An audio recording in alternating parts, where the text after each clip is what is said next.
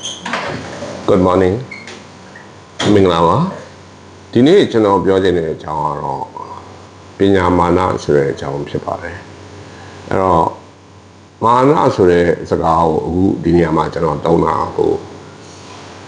ခေါ်ပါတော့ဘာသာရေး context လို့မို့လူမျိုးရေး context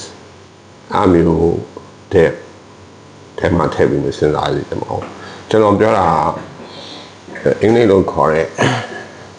pride of knowledge ပေါ့နော် pride of professionalism အဲ့ဒါကိုကျွန်တော်ပြောချင်တာပါအဲ့တော့ပညာမာနရှိခြင်းဒီကောင်းမကောင်းဆိုတဲ့အကြောင်းဒီနေ့ကျွန်တော်ပြောပြချင်ပါတယ်အဲ့တော့နံပါတ်1ကပညာမာနဆိုတာဘာလဲပေါ့နော်ပညာမာနဆိုတာ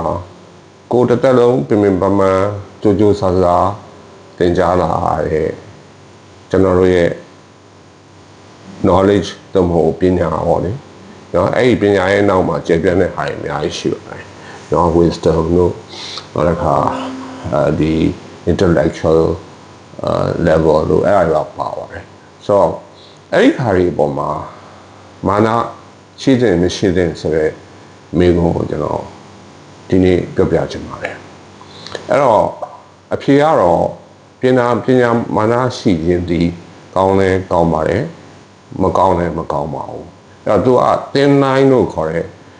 line လေးသေးသေးလေးပဲခွဲထားတယ်ပေါ့နော်အဲ့တော့ပထမဆုံးကျွန်တော်ပညာမာနရှိခြင်းကောင်းတဲ့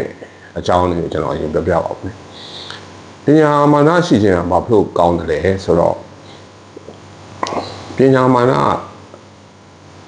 ကကျွန်တော်အမြင်မှာတော့ရှိတဲ့ကျွန်တော်ကိုယ်ပိုင်ယူဆနေရှိတယ်ねအဲ့ကျွန်တော်အယူဆရရှိတဲ့ပညာမာနကဘယ်လိုလဲဆိုတော့သူကဟိုပါပေါ့နော်ဟိုဒီကိုလေးစားခြင်းပေါ့နော်ဗတ်ကနော်ကိုသိရင်လာတဲ့ပညာနဲ့ကိုယ့်ရဲ့အုံနှောက်ထဲမှာရှိရဲ့ knowledge ကိုဘာကို respect self respect ပေါ့နော်အဲ့ဒါရှိခြင်းနံပါတ်1ကကြတော့အဲ့ဘာပေါ့နော်အဲ့ပညာကိုကျွန်တော်တို့ဟိုသူကဘယ်လိုလဲဆိုတော့ဗျာပညာမာနဆိုတာကရှိလို့ရှိရင်သူကဘာဖြစ်လဲဆိုတော့လူကတောင်းဆိုရင်ကိုယ့်ကို confidence ပေါ့နော်ယုံကြည်မှုအပြည့်အဝရှိသွားတယ်ဗျာနော်ဒီတရားမှုဗမာစကားတစ်ခုရှိရဗျာပညာရွှေအိုလူမခိုးပညာရဲရင်ပွဲလေတင်ဆိုအင်မတန်မှားတယ်အဲ့တော့သူကပညာရဲ့ရှိတဲ့လူတယောက်ကသူကတောင်းလူပေါ့ဗျာဟိုသူကတိတ်ပြီးတော့ဟိုအထင်မကြီးရောပေါ့နော်အထင်မကြီးဆိုလို့အထင်လည်းမသိပါဘူးဆိုတော့လည်းကိုယ်လာပြီးတော့စီဝါဥစ္စာနဲ့ဖြစ်စေအာဏာနဲ့ဖြစ်စေနော်ဟိုပါပေါ့ဗျာဘယ်လိုနည်းနဲ့ဖြစ်စေကိုယ်လာပြီးတော့ဟိုပါပေါ့အာဏာပြတယ်သို့မဟုတ်ဟိုအဲ့အားနဲ့ကိုယ်ဖိအားပေးကိုကြိုးစားရင်အဲ့လူတွေကခီးမဆိုင်တတ်ကြအောင်ဗျာနော်ကျွန်တော်ဆိုပုံမှန်နေပြောမှာဗျာကျွန်တော်ဟိုမိတ်ဆွေတွေမှာလည်းပတ်စံချမ်းသာလူတွေအများကြီးရှိသလိုနော်အာဏာရှိရလူတွေအများကြီးရှိပါတယ်သို့တော့ဒီလူတွေကိုကျွန်တော်မိတ်ဆွေအနေနဲ့ပေါ့နော်ကျွန်တော်ပုံမှန်တော့ဆက်ဆံပါတယ်သို့တော့သူတို့ရဲ့ဒီအာဏာသို့မဟုတ်ပညာဟောလေဟိုစီးစိမ်ဥစ္စာနဲ့ကျွန်တော်ဟိုစီးရမယ်ဆိုတော့ sorry ပါပဲเนาะကျွန်တော်ဘယ်တော့မှဒီလိုတွေကိုကျွန်တော်ဘယ်လိုခေါ်မလဲအောက်ချုံမှာမဟုတ်ပါဘူးဥပမာပြပြတာပါเนาะအဲ့တော့အဲ့လိုပဲအဲ့ဒါပါလဲဆိုတော့ကိုယ့်ရဲ့ professionalism နဲ့ကိုယ့်ရဲ့ပညာကိုလေးစားခြင်းများเนาะအဲ့ဒါကြောင့်ဘာဖြစ်လာဆိုတော့ self confidence ပိုရှိရဗျာကိုယ့်ဘာကိုယုံကြည်မှုရှိရ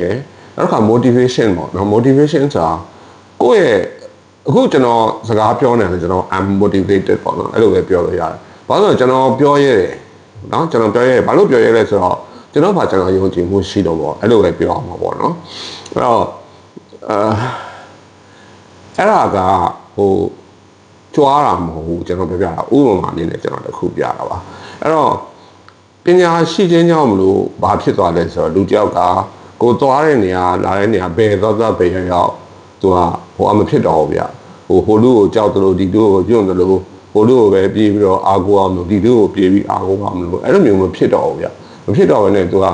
သူလုံးဆရာရှိအောင်လှုပ်သွားတယ် နော်တကယ်လားကိုယ့်ရဲ့ knowledge ကအမှန်ပေါ့ဗျာကိုယ့်ပညာအမှန်ဆိုရင်အလုပ်ကံလည်းမရှာဘူးနော်ကိုယ့်နောက်ကိုလိုက်လာမဲ့သူတွေနော်အများကြီးရှိပါတယ်နော်ကိုယ့်ပညာကိုတကယ်ယုံကြည်လို့ရှင်ပေါ့လေအဲ့တော့အဲ့လိုပြောလို့ကျွန်တော်ကကိုဖို့မတူတော့ကျွန်တော်လည်းဘာကောင်းမှမဟုတ်ပါဘူးเนาะကျွန်တော်ရိုးဆရာဝန်တယောက်ပါသို့တော်လည်းပဲကျွန်တော်ပြောချင်တဲ့အတိတ်ပဲပါလဲဆိုတော့ဘယ်နေရာတော့ရာကိုယုံကြည်မှုတွေတော့တခုတော့ရှိသွားတာတော့အမှန်ပဲပေါ့เนาะအဲ့လိုရှိတယ်အဲ့တော့တစ်ဖက်ကကြတော့အဲ့ဒီဟာနဲ့အမှန်တမ်းနီးစပ်တဲ့ဥစ္စာပါလဲဆိုတော့ arrogance ပေါ့เนาะ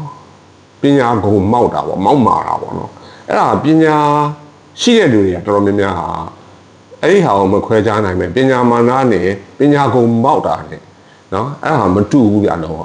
အဲ့ဂုံမောက်တာကတော့လုံးဝမကောင်းပါဘူးဥမာဟာလားကိုယ့်ရဲ့ဘွဲကိုလူတွေအဲ့ဒါတွေကိုတတိတတိုင်းရှိရဆိုပြီးတော့ကိုယ်လက်အောက်နေသားတွေကိုနှိမ်ချတာတို့နော်တခြားလူကိုမတူမတန်လို့ဆက်ဆံတာတို့နော်ကိုယ့်ရဲ့ဘယ်လိုပြောမလဲဒါကြောင့်မောင်းမာတာဖြစ်သွားပြီလေနော်သူကတစ်ချိန်လုံးဒီဟာကြီးပဲပြပြီးတော့ငါဘာကောင်းကြီးဟလားငါဘယ်လိုပွဲရထားတယ်ဘာပွဲတွေရှိရဲဒါကြောင့်မို့ငါ့ကိုအလုံးကနားထောင်မယ်ဒါကြတော့မောက်မာတာဖြစ်သွားပြီအဲ့တော့များသောအားဖြင့်ပညာမာနရှိတဲ့လူတွေကအများစုက humble ပါပဲအေးဆေးလေးပဲနေရနော်သူများပြောတာလည်းနားထောင်တယ်ပြောမိတော့လည်းနားထောင်တာတွေအချိန်ကြီးအများကြီးရှိပါတယ်သဘောတူမတူကောင်းနေတာတွေလည်းရှိတယ်ဘာကြောင့်လဲဆိုတော့တစ်ချိန်လုံးကြီးငင်းခုန်နေကြတယ်မလို့ဘူးလေဗျာသူလည်းသူ့ဘာသူပြောချင်တာပြောကိုလည်းနားထောင်ချင်တာနားထောင်မနားထောင်ချင်တယ်ကောင်းနေမထည့်နဲ့ပေါ့ဒါပဲပေါ့နော်ဘာလို့ဆို argument ဆိုရဲငင်းခုန်ခြင်းကကိုယ်စိတ်ကြမ်းမာရေးအတွက်မကောင်းလေသို့တော့တစ်ချိန်တစ်ခါလေးကြတော့လေကိုယ့်ရဲ့ပညာမာနကိုထုတ်ပြီးတော့ပြမယ်အချိန်လိုလာတဲ့ဟာမျိုးတွေလည်းရှိတယ်အဲဒီအချိန်မှာတော့ကိုယ့်ရဲ့တကယ်ရှိတဲ့ပညာမာနကိုထုတ်ပြရပါလိမ့်မယ်ဆိုတော့ကျွန်တော်ပြောတဲ့ဥစ္စာမှာပညာမာနနဲ့ပညာဂုဏ်မောက်တာမောက်မာတာနဲ့မတူဘူးဆိုတာကိုကွယ်ပြကျွန်တော်ရှင်းပြသွားပါတယ်နောက်ထပ်ကျွန်တော်ပြောချင်တဲ့အကြောင်းကအဓိကပေါ့နော် main theme ကဒီမှာကျွန်တော်တို့မြန်မာနိုင်ငံမှာအခုလူငယ်လေးတွေတော်တော်များရှိတယ်ပညာတတ်တွေလည်းအများကြီးရှိတယ်အဲ့တော့အဲ့ဒီပညာတတ်လူငယ်လေးတွေကိုကျွန်တော်ကမသိငယ်စေချင်ဘူးနောက်တစ်ခုကဆက်ပြီးတော့ပညာကြိုးစားစေချင်တယ်အဲ့လိုပညာကြိုးစားပြီးခေါင်းထဲမှာတကယ်ပေါ့ဗျာတကယ် knowledge ပေါ့နော်ဒါမှကျွန်တော်ဆရာဝန်တစ်ခုပဲပြောတာမဟုတ်တော့ any field နော်ဘယ် field မှာပဲဖြစ်ဖြစ်ကိုက expert ဖြစ်သွားပြီဆိုလို့ရှိရင်တကဘာလုံးကိုတွားလို့ရပါတယ်နော်တကဘာလုံးကလည်းအဲ့လိုလူမျိုးတွေနောက်ကိုလိုက်နေပါတယ်အဲ့ခါကျတော့ရဲဝံ့နဲ့အဲ့နေရာတွေမှာတွားပြီးနော်ကိုနဲ့ထိုက်တဲ့အလုပ်ကိုလည်းရနိုင်ပါတယ်တကယ်သာတော်ပြီဆိုလို့ရှိရင်ခွဲခြားဆက်ဆံမှုတွေကလည်းမခံရတော့ပါဘူး။ဒါဘယ်သူမှမခွဲခြားတော့နော်တကယ်ပညာတတ်လောကမှာဗျာခွဲခြားမှုဆိုတာမရှိဘူးဗျာသိလားခွဲခြားမှုဆိုတာပုံမှန်လေးပြောလိုက်ရင်ပိန်းတဲ့လူတွေကြားထဲမှာပဲလိုက်ခွဲခြားနေတာနော်တကယ်နော် knowledge wisdom နော် highly educated intellectual အဲ့လို level မျိုးတွေမှာthere's no discrimination ဗျာဟုတ်လားအဲ့တော့အဲ့လိုနေရာမျိုးကိုရောက်အောင်ကျွန်တော်သွားစီချင်ပါတယ်။ဘာကြောင့်လဲဆိုတော့